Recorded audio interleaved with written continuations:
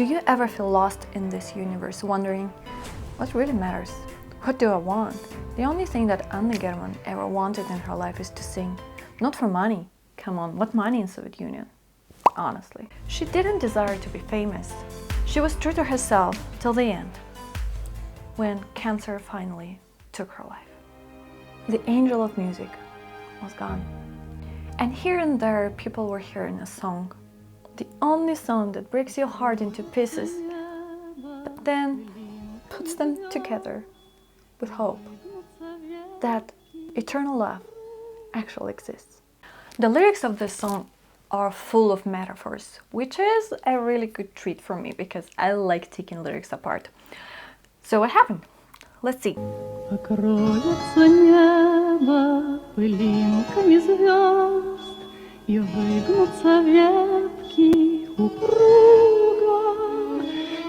The first image that we get is sky is covered with little dust particles of stars. It is in a future tense because we have a perfective verb right here, покроется, and it's reflexive as well. Did you see that little ся? Yeah, it makes it reflexive. So the sky will cover itself with dust particles. That image tells us that the night will come.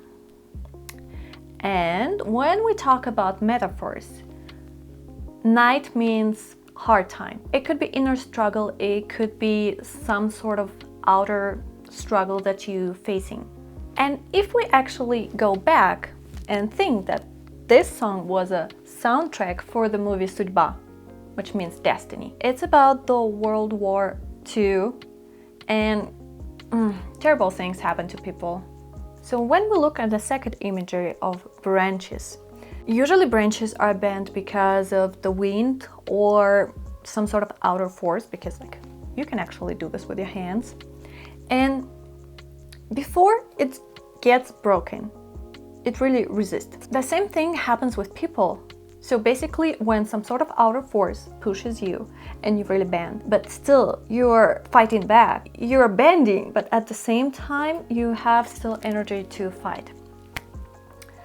And that is a great imagery for what people went through in a world war.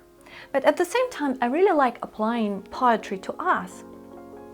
I feel like everyone has very difficult circumstances. In one way or another, all of us still resiliently and patiently fighting, aren't we?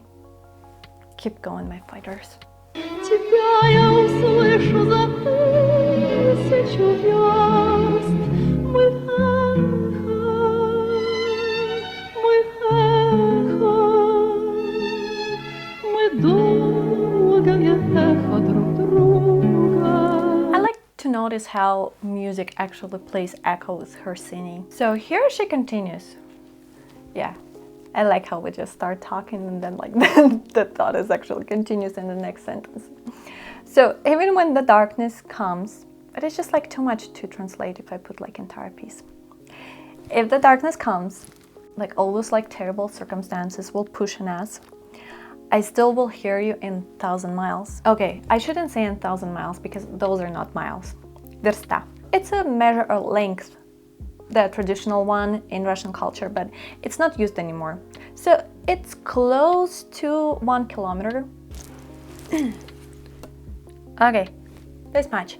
When I imagine being echo of each other, I imagine this. Jane! I am coming. Jane! When I dived deeper and started to research the concept of echo, what could it mean? So that's what I found. When two people meet each other, they influence each other. As you probably noticed, with people that you spend time with, you more and more resemble each other. And that's what they call echo in philosophy. We still will resemble each other even when we are apart. I think that's a good explanation too. И мне до тебя, где бы я ни была, дотронуться сердцем нетрудно. Well, touching with your heart.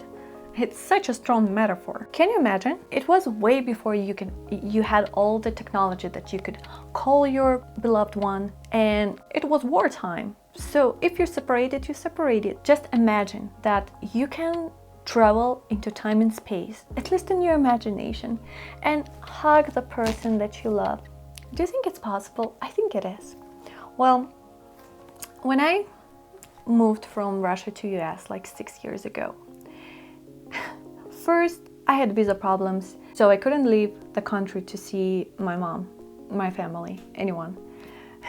Second, COVID hit, and then third, the war started, and like we've been separated for 6 years, like entire time. I just can't go back. It's too expensive right now, and I feel like I really want to hug her.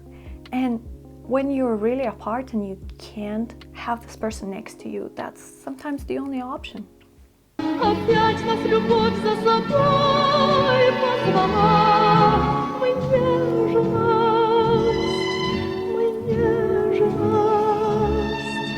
мы вечная верность друг друга.